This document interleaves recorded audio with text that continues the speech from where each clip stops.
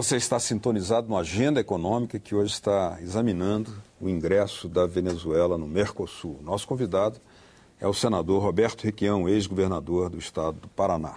Participa do programa o jornalista Davi Emerick. Senador, as exportações brasileiras para a Venezuela em 2011 são constituídas em 55% por produtos manufaturados, 31% por produtos básicos e 13% de semi-manufaturados. No quadro atual das pressões enfrentadas pela economia brasileira, o que representa um perfil exportador com esse quilate provavelmente poderá, inclusive, crescer. Você somente acentuou a importância da Venezuela no Mercosul, a importância dela para o Brasil, para a Argentina, para o Paraguai um pouco menos, porque não tem produção industrial. Mas é o país que vai comprar produtos da indústria brasileira.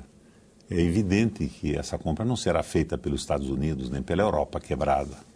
Agora, sem uma tarifa externa comum, nós não vamos conseguir vender mais concorrendo com o processo chinês de subvalorização de sua mercadoria, e a Europa inteira vai tentar sabotar esse processo. Portanto, o primeiro passo é o projeto de desenvolvimento, o reforço da tese da tarifa externa comum, defendendo a produção interna até um determinado momento para que ela possa crescer, que é o que todo país do mundo fez para se desenvolver.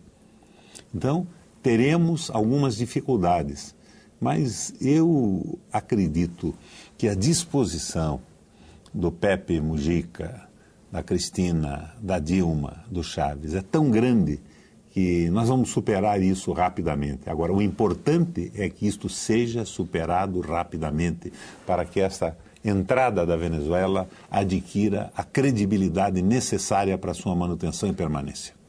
Senador, mais alguns números só para que o senhor possa comentar. As importações brasileiras da Venezuela em 2011 registram 80% de manufaturados, 14% de semi-manufaturados e 5% em produtos básicos. Sendo a Venezuela um país em processo de industrialização, sobretudo necessitando de ferrovias, fábricas, tratores, caminhões, motos que estão lá se instalando, como o senhor analisa essa evolução bilateral entre os dois países? Ou em que o senhor aposta mais? Aposto num projeto integrado de desenvolvimento.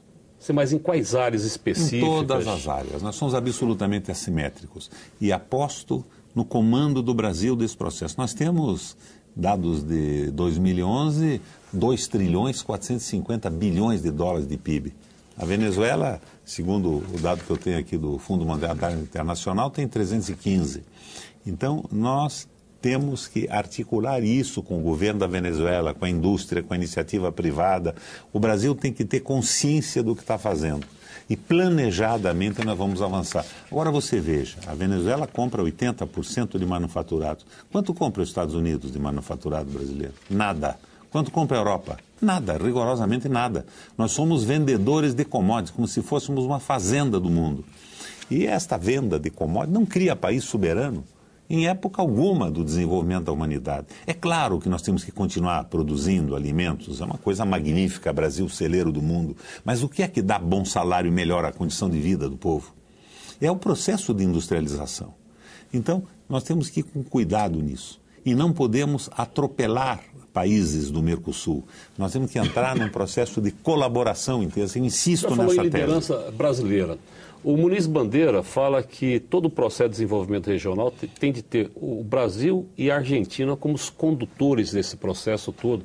A Venezuela entendeu isso, o senador? O senhor acha que eles podem ter uma visão diferente desse conceito? Mas não é visão diferente. 28 milhões de habitantes, 315 bilhões de dólares de PIB. O Brasil tem 2 trilhões 450 bilhões de dólares. A Argentina vai para 400 e poucos bilhões de dólares. 40 milhões de habitantes. Mas são economias que têm que se complementar. Agora, é evidente que a liderança desse processo depende da população. Nós temos 200 milhões de habitantes, a Venezuela tem 28.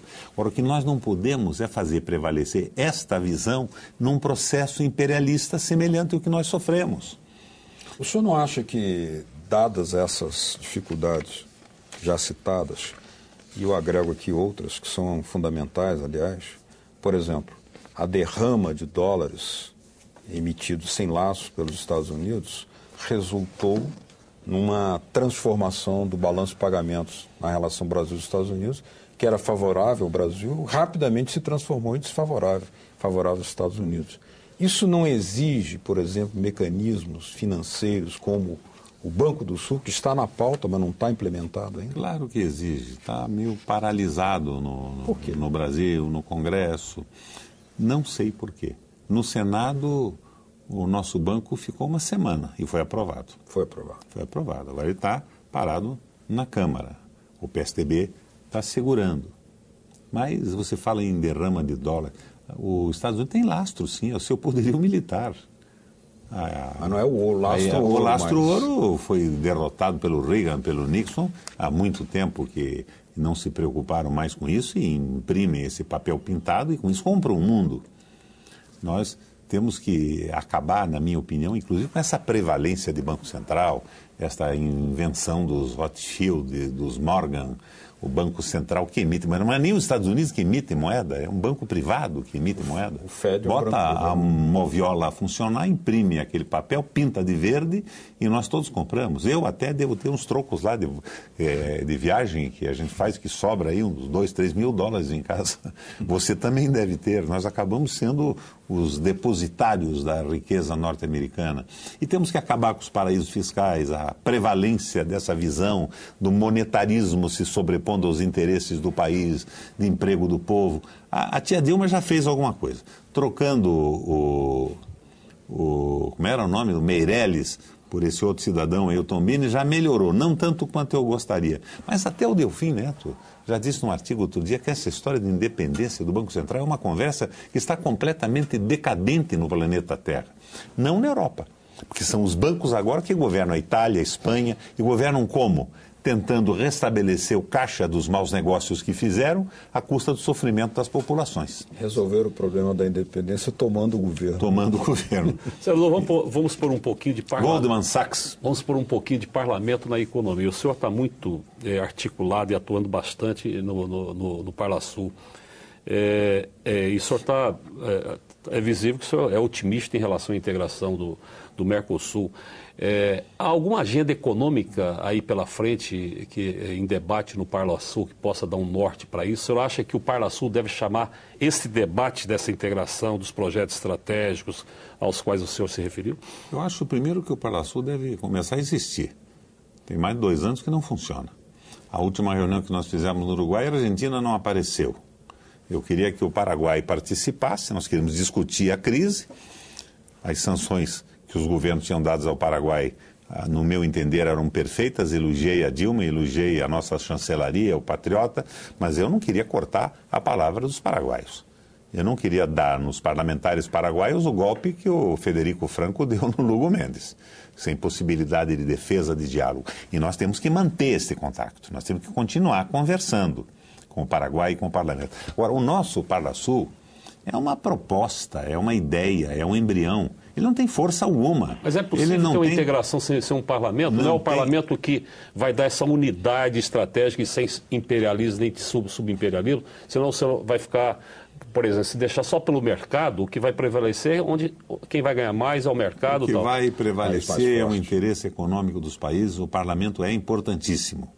Mas o parlamento não teria feito a entrada da Venezuela agora, porque estava obedecendo a um veto paraguaio inspirado por interesses pobres e locais e o interesse dos países que não querem integração porque nos querem como mercados.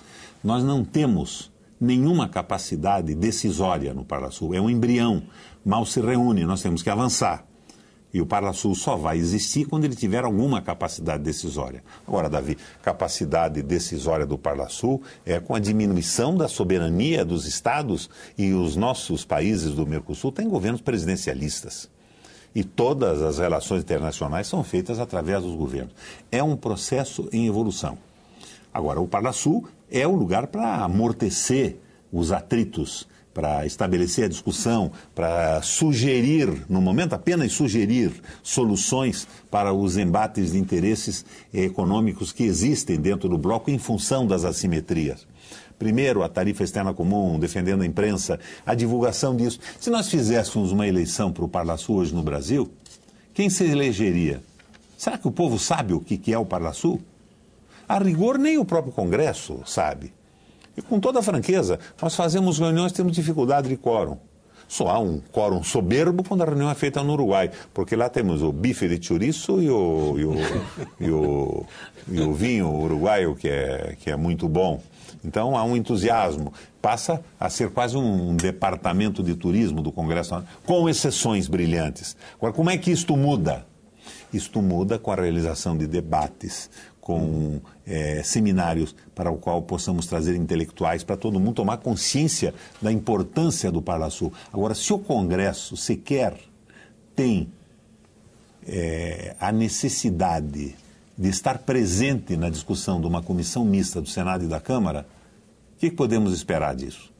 É um processo, nós estamos construindo um processo, estamos construindo um parlamento, e muito devagar para o meu gosto. Senador, a presença do presidente Chaves recentemente aqui para o ingresso oficial da Venezuela no Mercosul foi marcada por alguns anúncios, né? Entre eles da compra de aviões da Embraer.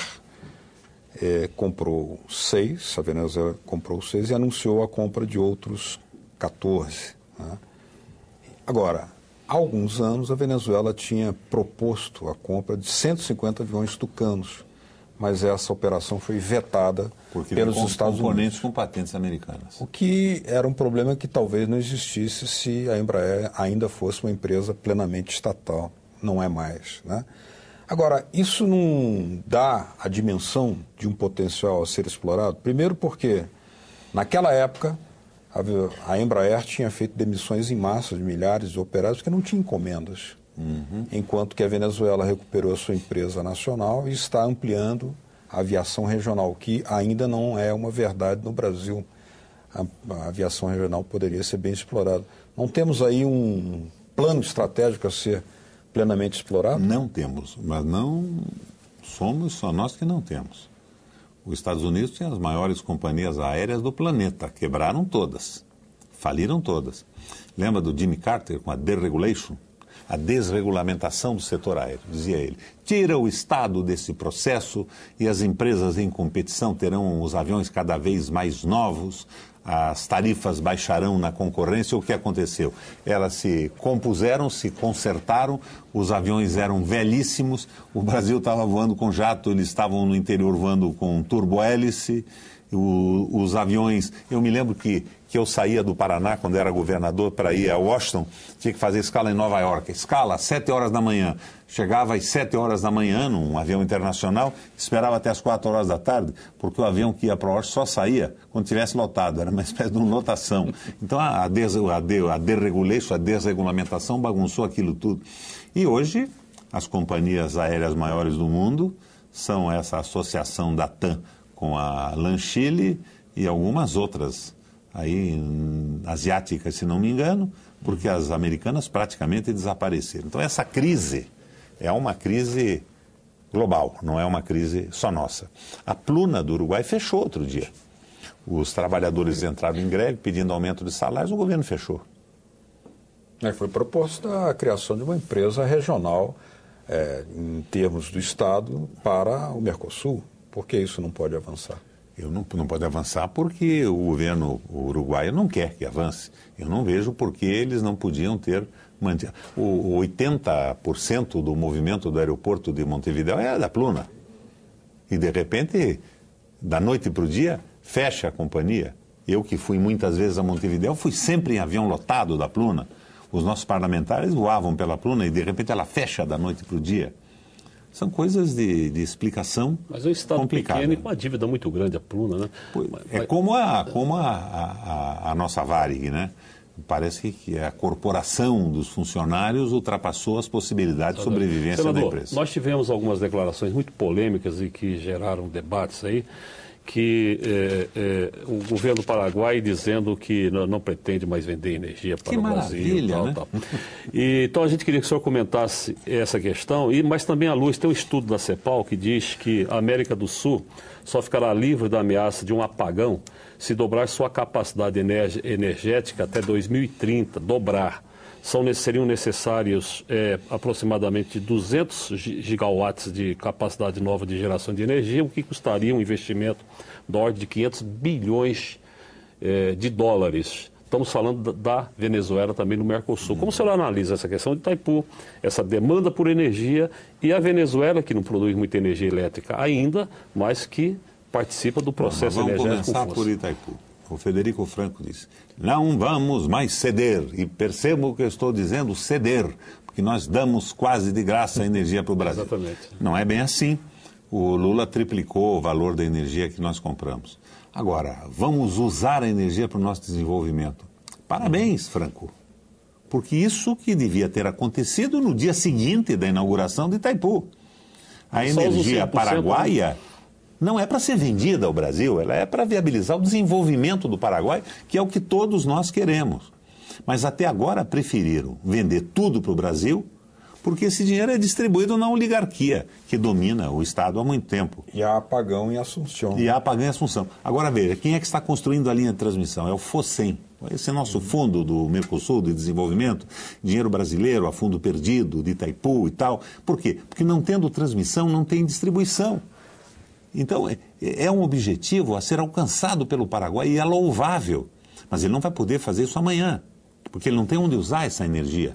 Então tem a Alcan, que quer energia de graça para se instalar no Paraguai, mas ela só vai funcionar no Paraguai se ela utilizar o porto de Paranaguá e os portos argentinos. Não é assim. Quer dizer, vamos cortar a energia. E nem a Alcan consumiria a energia produzida por Itaipu. O Paraguai consome 5% da energia gerada por Itaipu. A parte que eles têm direito, né? Dos 50% eles só consomem 5%. E vende o resto por tratado ao Brasil. Agora que o objetivo correto deles é usar a energia, desenvolver o país, industrializar, porque não é só produzindo soja que o povo paraguaio vai ter uma elevação do padrão de vida. Essas culturas intensivas, com o uso de máquinas, põem o paraguaio trabalhador, o nativo, o guarani, de lado. Foi uma bravata paraguaia desindustrializante? Não foi uma bravata paraguaia, foi uma consigna de campanha. Lugo entregou a energia ao Brasil, embora cobrando 3 vezes mais. E nós vamos usar agora a bandeira nacionalista de véspera de eleição. Agora, conta o Paraguai, eu tenho certeza com o apoio da nossa presidenta Dilma e de todos os brasileiros, para que utilizem a energia de Itaipu na industrialização e na geração de emprego para os paraguaios. Não tenho dúvida alguma que seria uma grande medida. E o contrato reza isso, né? Se o Paraguai passar a usar energia, ele pode consumir até 50%. Claro, e é isso que eles deviam ter feito desde o primeiro dia. Parabéns ao que o Franco disse, não ao que o Franco faz. Bom, nosso programa está chegando ao final. Nós gostaríamos de dizer, se você quiser baixar esse ou outros programas da TV Senado, olha aí na tela uma forma de fazê-lo, www.senado.gov.br. Aceitamos também mensagens com críticas, sugestões, dicas, propostas de pautas também. E gostaríamos de agradecer a presença aqui do senador Roberto Requião, do PMDB do Paraná, ex-governador daquele estado e presidente da representação brasileira no Parlasul. Obrigado, senador. E vamos torcer para que o nosso Mercosul chegue também a Antofagasta, Valparaíso. E que nós consigamos, por ação do nosso governo, uma integração maior do Mercosul. A Colômbia, logo. A Colômbia tem uma ligação econômica muito estreita com a Venezuela. E um produto interno bruto, vocês mesmo estavam me mostrando agora aqui, fantástico, quase semelhante ao da Argentina. Então, o Correia parece que tem boa vontade, e se alguns acordos bilaterais de livre comércio com os que querem os países apenas como mercado nesse momento de crise puderem ser rompidos, companheiro Correia, que lo rompa e venga para cá. Obrigado, senador Roberto Requião. Muito obrigado, meu colega Davi Emerick. Muito obrigado a vocês de casa que nos acompanharam. Nós estaremos aqui preparando uma próxima edição do Agenda Econômica. Até o próximo Agenda Econômica. Tchau.